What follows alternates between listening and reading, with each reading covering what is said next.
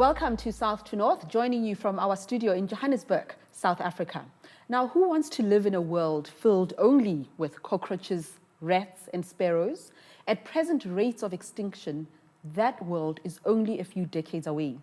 Will we, human animals, even survive the extinction of so many other species? According to some specialists, if we kill off tiny animals like bees, we will have massive food shortages, drastic enough to even cause a third world war. So today we ask about the birds and the bees. Are they headed the same way as the dodo? And does it spell disaster? The honeybee. Scientists believe they're a vital part of the global ecosystem, as important to our lives as water, soil and oxygen. These African bees, like many others, are in trouble. Under pressure from pests, diseases, pollution and a shrinking food source, they're overworked. Without bees, the costs of producing most of our food using manpower to fertilize the plants would rise so high there would be an international food crisis. On South2North today, we have Dr. Dina Martens, an entomologist and evolutionary biologist, coming to us from Nairobi. And here in the studio, Dr. Joseph Cory, who serves as the African Rhino Manager for the WWF International Species Program. Later, we will be joined by Dr. Belinda Reyes, an applied ecologist from the Council for Scientific and Industrial Research here in South Africa. Let's start with you, Dr. Martens. Now, apparently, the Russian President, Vladimir Putin, has lashed out at President Barack Obama for his protection of pesticide companies, whom he says are responsible for the collapse of bees. He even says that this is enough to cause a World War III. Is this fact or fiction? Are bees important for daily life? Is that the question? Yes. Can we survive without them? No. And would the world end if we lose bees? Absolutely.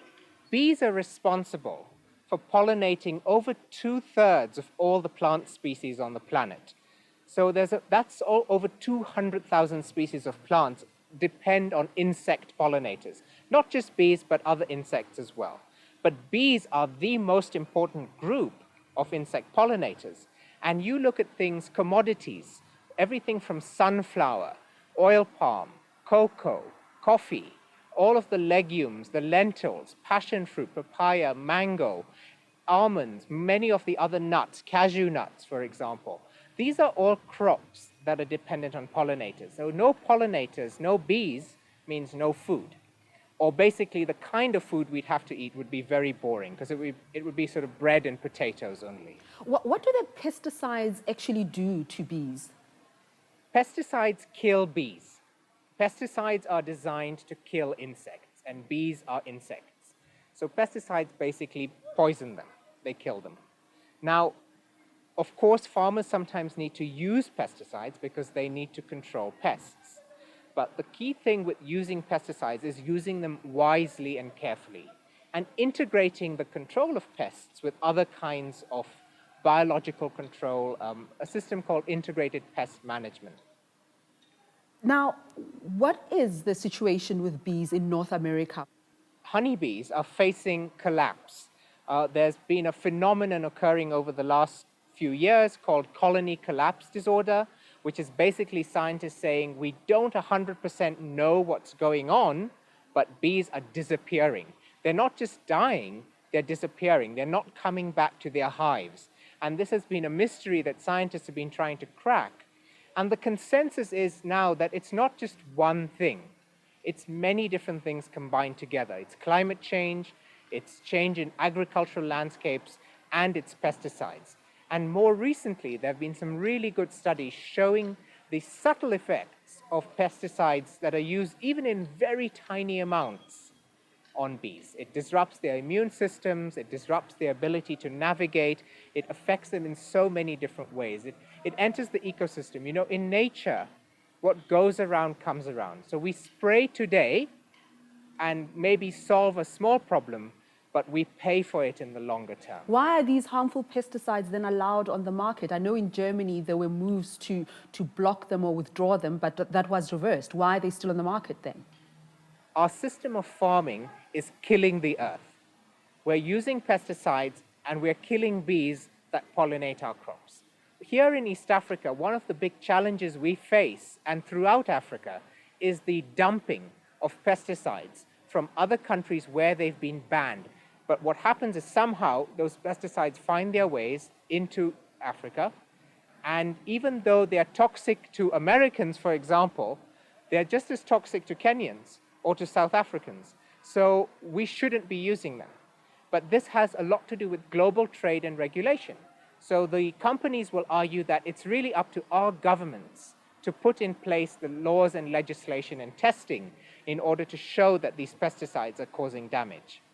Dr. Joseph Cory, let's bring you into the conversation here. Dino is clearly very passionate about bees, but you are dealing with a bigger animal that is facing extinction here in Africa. Is extinction of the rhino, is it as perilous to us as human beings as the extinction of bees? I strongly believe that rhinos are equally as important as bees. Like bees, they occupy a specific ecological niche in our biodiversity. And this niche is of great significance to we human beings. We've had rhinos for over 50 million years, and we're still understanding what they actually mean to us and mean to our direct survival. They are an ecological asset to us. They have a key role in the environment that, in other words, they're able to provide means for other species to survive, opening up wallowing holes.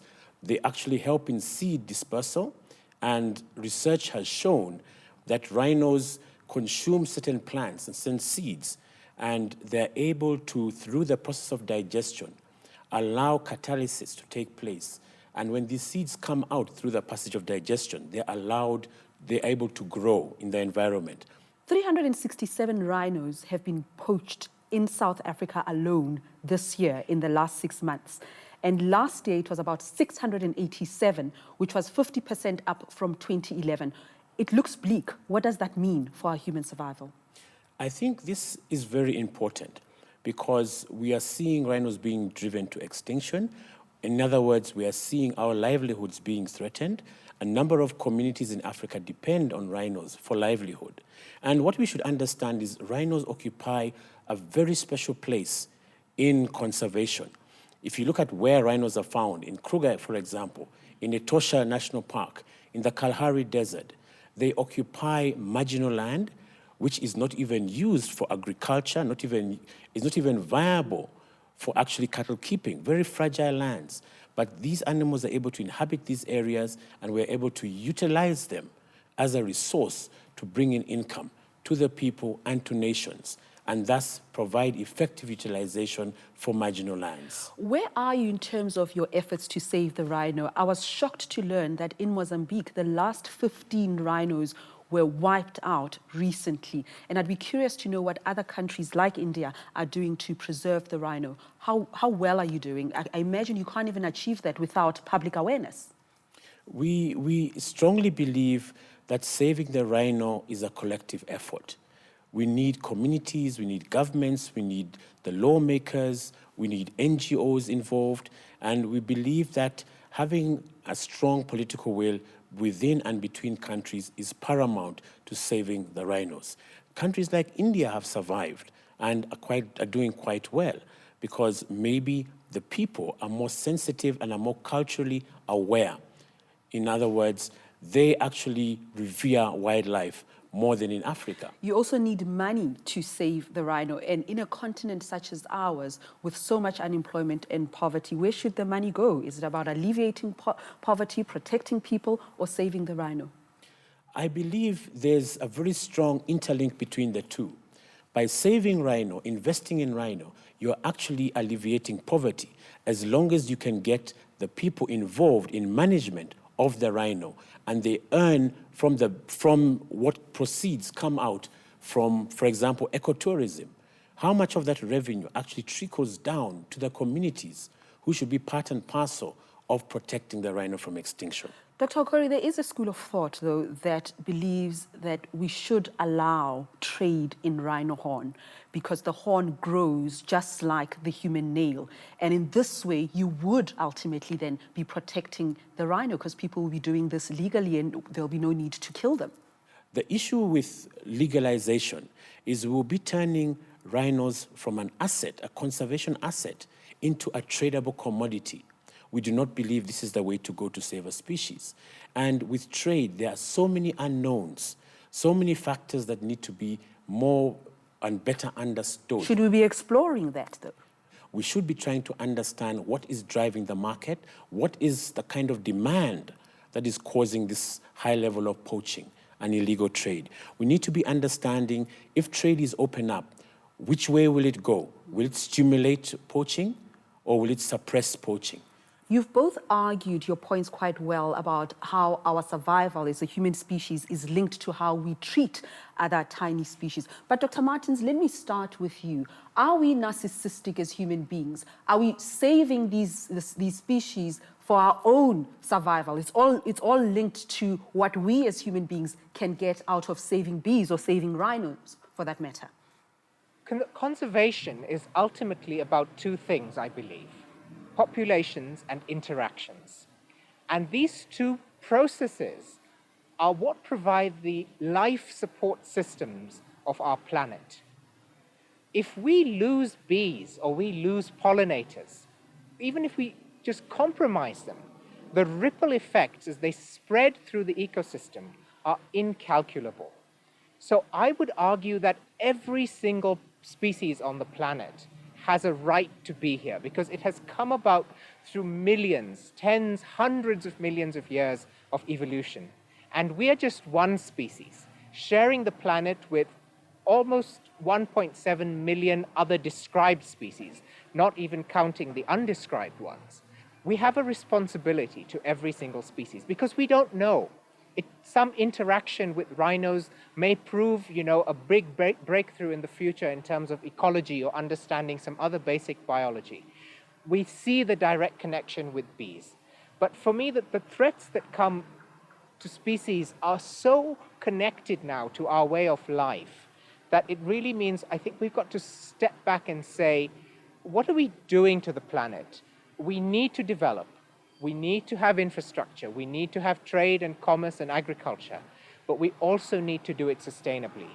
Because in a few decades' time, in 2050, there are going to be 9 billion people on this planet of ours. And we all have to share it. And there's only one way we can share it, and that's through sustainable development that takes nature into account rather than just destroy. Dr. Cory, I do want your answer to this. You've been nodding there vigorously. Is it about saving the rhino, saving the planet, or saving us? We live in an ecological system, an environment where we are all strongly interlinked. It's like an ecological web. And every link in this web is vital. The problem we have as human beings is that for the case of rhino, what is driving rhinos to extinction is man's self-gratification, greed in this case. And people, and a few people in this case, not understanding what the rhino's link in that web is in relation to bees, in relation to ourselves, and other key species in the environment. What we call sustainability in an ecosystem that we have to understand, and everything stays in a very delicate balance. Well, let's bring in Dr. Belinda Reyes, who analyzes the planet's ecological health. Welcome. Welcome, Dr. Belinda.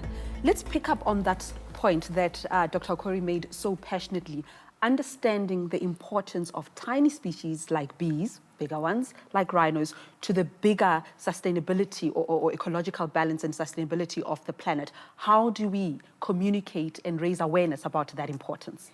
I think, as Dina and Joseph have both alluded to, species certainly don't exist in isolation, and they certainly don't go extinct in isolation. And in fact, bees and rhinos and the millions of other species out there form what we call ecosystems through very complex and often really rather brilliant interactions with each other. And while these species are going about their daily activities of growing and reproducing and eating each other or being eaten, they're also producing a remarkable amount of benefits for us. And I think up to now, with lower population densities on the planet, we haven't really been aware of those benefits and we haven't valued them. And those benefits range from, fish in the oceans that we catch for food, timber that we harvest for fuel, but also for building, all the way to very nuanced and complex benefits like the role that coastal wetlands and coastal marshes and mangroves play in protecting coastal communities and cities from the big sea storm events that we're seeing increasingly around the planet. Let's talk about bees for a second. Yes. I mean, the sudden collapse in the bee population, is this nature's early warning systems? I think there's several early warning systems out there, some signals of things not quite the way that we would want them to be. At the moment, I think globally between 20 to 50% of the world's ecosystems have been lost, and that has implications for water quality, for protection from storm events that I mentioned earlier as well. So I think the bees are quite a nice example of a story of early warning systems, of our dependence on nature, and what happens when that starts to become disconnected. Is the collapse of the bee population nature's early warning system? Losing bees is saying something is really wrong with the way we are farming. I work with some mango farmers in Western Kenya. One mango tree over a season can produce easily 1,000 mangoes. Each of those fruits is the result of a pollinator, and each one will sell for almost, $1 each when it gets to Nairobi, a really good, healthy one. So you're looking at a single tree generating revenue for farmers of $1,000. Now, if you have 10 trees, that's $10,000. So these are real cash values that we are taking for granted, that are free, but are they really free? Because if we had to replace them, what would it cost? Dr. Belinda, how bad is the extinction of other species? I think extinction rates are estimated to be 100 times higher than they've been in the geological past. So we can definitely be said to be having an impact. And I think the trade issue around rhinos and the agricultural pesticide issue around bees are just two issues, but there are also differences we can make, at an individual level, as a consumer, and even we're seeing wonderful changes in the way businesses are making decisions and calculating their value and their flow of benefits to society by taking into account more and more the role that these ecosystems and species actually play. Is extinction as bad as climate change? I don't think one should actually ask the question that way. I think the two are happening at the same time. And in fact, the effects are synergistic. So, climate change is going to speed up the rate of extinction. And extinction will also narrow our options in terms of adapting to a future climate, because many of the species out there, many of the ecosystems are actually going to play a role in helping us adapt to a changing climate by storing water, by protecting us from storms. So I think the two together are really what we should be concerned about, rather than pitting one against the other. Is legislation the way to go to effect behavior change? Let's start with you, actually, Dr. Cory. Talk specifically about rhinos. I know that governments that have been affected by this have come out strongly, spoken about this. Is it the law that will change our behavior and save the rhino? We are seeing it already taking place at international level, and we think it must now be implemented. The key to legislation and making it work is the implementation. And I think that is where most emphasis needs to be placed. Dr. Martens, your thoughts on legislation? Europeans are pushing for the recognition of ecocide as a crime in the same vein as genocide against a people. Will that see the light of day? Ecocide is an interesting idea. And I think, we have to weigh all of these decisions in terms of population growth, development, infrastructure development, agriculture, and poverty. So conservation will always be a hard sell, at least for now, when there are still hundreds of millions of people living in poverty, and natural resource exploitation is one of the ways of turning that trajectory around. But what we're saying is that if we can have legislation that's creative, that's dynamic, that's based on good science, that's critical. Because a lot of legislation comes about through intense lobbying by industry, by other interest groups. And I think by having legislation based on science and based on really valuing ecosystem services, giving them that solid cash value if need be, then we will be able to say, look, bees are providing, hundreds of millions of dollars in income to a country. And if you threaten that, that's a big threat. And I think that's the way to go. Dr. Reyes, what do you think about legislation? And also, another issue would be punitive measures against these companies that manufacture these pesticides. Should that start happening? Yeah, I think that we are looking at a multi-pronged approach here, that legislation, as Joseph said, is just one thing. I think what we're also really trying to propose are solutions that are not about conservation versus development or poverty alleviation, but solutions that sit in the middle ground. Because the situation that we have at the moment is that very few people are getting very rich from species extinctions and the exploitation of the natural resource base. Most of the benefits are not trickling down to the poor. What about those who believe that we've been here before? It is just nature taking its course. The bee population has collapsed before and been able to revive itself. What do you say about that? One thing that is very predictable about nature is that it does vary. You know, we've had massive species extinctions in the past. We used to have dinosaurs, we don't have them anymore. But we've never had human beings living through those kinds of crises before. We've been around for a very short part of the history of this planet Earth. And during that time, we've had a very stable climate and a very stable number of species around us. So we'd be playing a rather risky experiment to try and mimic what happened to the dinosaurs or, you know, and repeat what's happening to bees across other species. I do think there's enough evidence out there to suggest that our current livelihoods, the quality of our life, is intricately connected to the state of the planet. Mm-hmm. But I read something else called about de-extinction, where science is using the DNA to re-establish or revive a particular species. Yes. You're smiling there. Is there such a thing? There are efforts. You know, scientists like to be kept busy, and there are fantastic experts out there who can extract the DNA, I think it's from a mammoth fossil that's been discovered, and attempt to clone and reconstruct something like the mammoth. Dino mentioned sort of the replacement costs if we lose bees. You know, we'll still be able to fertilize a lot of our crops, but it'll be by hand or by machine, and that's going to cost a lot more than the bees who are doing it for us for free at the moment. Mm-hmm. Dino, tell us about your bee hotel. You've got a bee hotel in Nairobi? Yes, one of the things that anyone can do in their garden or their farm is actually put up a bee hotel. And what's a bee hotel? Well, you don't have to serve them drinks or something, but all you do is create a little bit of habitat for bees. These are solitary bees to nest in. They're not honeybees. They're not going to sting you or cause any problems. So it's just creating a little bit of habitat. It's maybe some hollow reeds packed into a piece of bamboo or a brick in a corner with some holes in it, and planting wildflowers, planting native plants. These little things make a huge difference. As a consumer, do my choices matter to the survival of rhinos? What kind of choices can I make that will help save rhinos? I strongly believe, yes, what choices you make is linked to the survival of a rhino. Today, your choice of saying what you want to go and buy in a particular shop, in countries like Vietnam, they have very attractive ornaments in shops. Your jewelry, you might find, is actually made out of rhino horn. They have rhino cups that are used for very beautiful decorative items in their houses. A trophy, for example, on your wall, you know, has huge implications on the existence of a rhino. You know you have removed a species, one less in the environment. So yes, your choices are important. How you spend your money is important. Belinda, what should I be doing? What should we all be doing?